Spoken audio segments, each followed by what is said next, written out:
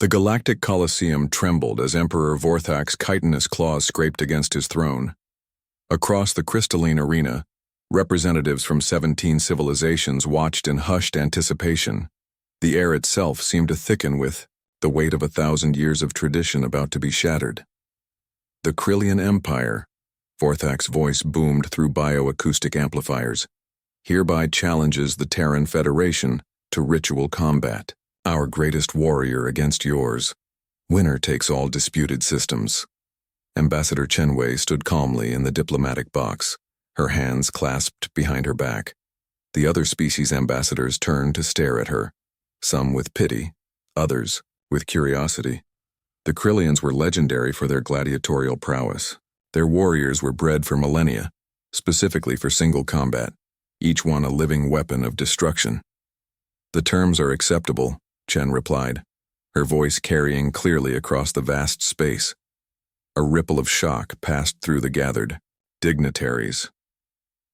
The Altarians' tentacles writhed in agitation. The crystalline Zilari chimed discordantly. Even the stoic mechanists' optical arrays flickered in what passed for surprise among their kind. Very well, Vorthak hissed, clearly pleased. We shall reconvene in 3 standard cycles for the combat.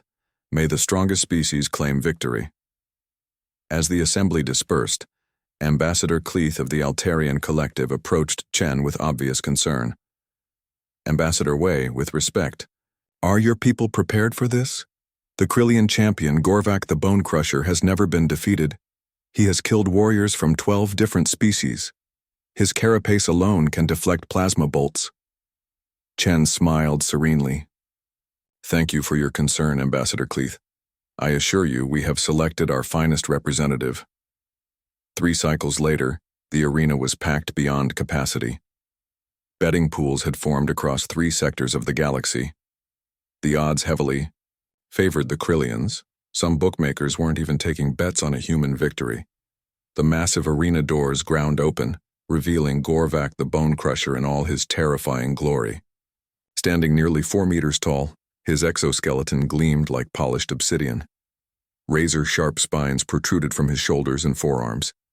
His forearms each ended in claws capable of tearing through starship hull plating. Acid drooled from his mandibles as he roared a challenge that shook the very foundations of the Colosseum. The crowd erupted in frenzied approval. Vorthak leaned forward on his throne, savoring what he believed would be humanity's humiliation. Then the opposite doors opened. The cheering died away to confused murmurs, then to complete silence. A human child walked into the arena. She couldn't have been more than 12 standard years old by galactic reckoning. She wore simple training clothes and carried nothing but a small water bottle. Her dark hair was pulled back in a practical ponytail, and she moved with the casual grace of someone heading to a routine practice session. Gorvak's roar faltered. His multiple eyes blinked in confusion. This was clearly some sort of mistake.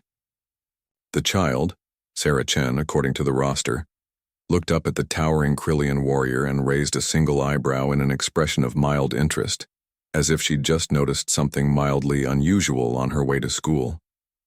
Is this some kind of joke? Vorthak sputtered, his voice cracking with indignation. The humans send a child? This is an insult to our sacred traditions. Ambassador Chen's voice rang out clear and steady from the diplomatic box. Article 7 of the Galactic Combat Accord states that any sentient being may serve as a species champion, regardless of age, size, or apparent physical capability. Unless the Krillian Empire wishes to forfeit? The trap was perfect. Vorthak couldn't back down without losing tremendous face before the assembled civilizations. Yet proceeding would mean his greatest warrior fighting what appeared to be a defenseless child. In the arena, Sarah Chen began a series of gentle stretching exercises, completely ignoring the massive predator mere meters away. She touched her toes, rolled her shoulders, and performed a few casual jumping jacks as if warming up for gym class. Gorvak's confusion deepened. In his brutal experience, prey either cowered in terror or postured aggressively before battle. This small human was doing neither. She seemed bored. "Begin," Vorthak commanded, though uncertainty crept into his voice. Gorvak lumbered forward, moving slowly despite his confusion. Perhaps he could simply intimidate the child into submission without actually harming her. His species valued strength, but there was no honor in crushing something so obviously defenseless.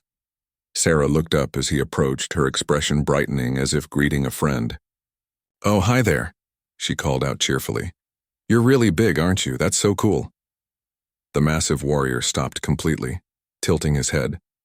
In over 2 decades of gladiatorial combat, no opponent had ever complimented his size with such genuine enthusiasm. Gorvak's mandibles clicked uncertainly. "You are not afraid?" Sarah's eyebrow arched again, this time in genuine puzzlement. "Why would I be afraid? You seem nice." She paused, studying his impressive physique, with the clinical interest of someone who appreciated good engineering. "Those spines are amazing. Are they retractable? And is that acid production voluntary or involuntary?" The arena had fallen so silent that her conversational tone carried to the furthest seats. Gorvak found himself automatically answering, "Voluntary, and they extend 3.7 centimeters when I'm fighting." "That's so efficient." Sarah clapped her hands together in delight. "Humans don't have anything like that. We just have to rely on tools and creativity and stuff." Something cold settled in the pit of Gorvak's stomach. The way she said creativity carried implications that made his warrior instincts scream warnings. What sort of creativity?" he asked despite himself. Sarah's smile remained perfectly innocent and friendly. "Oh, problem solving. Like if I needed to stop a really big, really strong opponent, I couldn't possibly overpower them directly. That would be silly. But humans are pretty good at thinking sideways around problems." She gestured casually at the arena around them. "Like this whole setup, for instance. Fascinating engineering. The gravitational generators maintaining standard gravity, the atmospheric processors, the structural supports." Her eyes traced the massive support columns that held up the upper tiers of seating. "I bet if someone knew exactly where to apply pressure, they could cause some pretty interesting chain reactions." Gorvak's head snapped upward, following her gaze. For the first time, he noticed the small device she'd quietly placed against the base of the nearest support column while she'd been stretching. "What is that?" he whispered. "Oh, that? Just a little something I put together in my dorm room. Basic quantum destabilizer. Nothing fancy." Sarah's tone remained conversational, as if discussing homework. "See, the thing about humans is that we don't really have rules about what constitutes fair in a fight. We have suggestions, but when survival is on the line," she shrugged, "we get creative."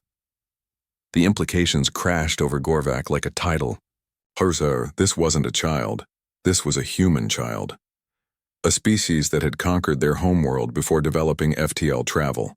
A species that had turned their entire planet into a weapon when threatened. A species that considered thermonuclear devices conventional weapons. "You would bring down the entire Colosseum?" he asked, genuinely awed. "Oh, goodness, no." Sarah laughed, the sound bright and musical. "That would hurt innocent people." "No, I calculated the resonance frequencies. If I trigger it now, it would just collapse this section of the arena. Probably only kill a few thousand beings." She paused thoughtfully. Of course, the debris pattern would be pretty unpredictable. Might take out some of the VIP boxes, too. In the diplomatic section, Ambassador Chen sat perfectly still, her expression unchanged. She had, however, quietly activated her personal shield generator. Gorvak stared at the small human who was casually discussing mass casualties with the demeanor of someone planning a picnic. "You're insane," he breathed. "No," Sarah corrected gently. "I'm human. We just have a different relationship with acceptable risk levels than most species." She tilted her head, studying him with curious eyes. "The interesting question is, are you going to make me use it?" For a long moment, the arena was absolutely silent. Then Gorvak, the undefeated champion of the Krillian Empire, the Bone Crusher, himself did something unprecedented in the annals of galactic gladiatorial combat. He sat down. "I yield," he announced clearly. "The human is victorious." The explosion of sound from the crowd was deafening. Vorthak's roar of rage was lost in the chaos. Throughout the diplomatic section, ambassadors frantically updated their species assessment files on human military capabilities. Sarah Chen walked over to where Gorvak sat and patted his massive claw sympathetically. "You seem really nice," she said sincerely. "I'm sorry I had to be scary. Most humans are actually pretty friendly once you get to know us." As she walked toward the exit, she raised her eyebrow one final time, not at any opponent or threat, but at the sheer absurdity of the situation itself. Behind her, the quantum destabilizer continued its quiet countdown, completely unnoticed by anyone except the small human girl who had just redefined the galaxy's understanding of the word deadliest.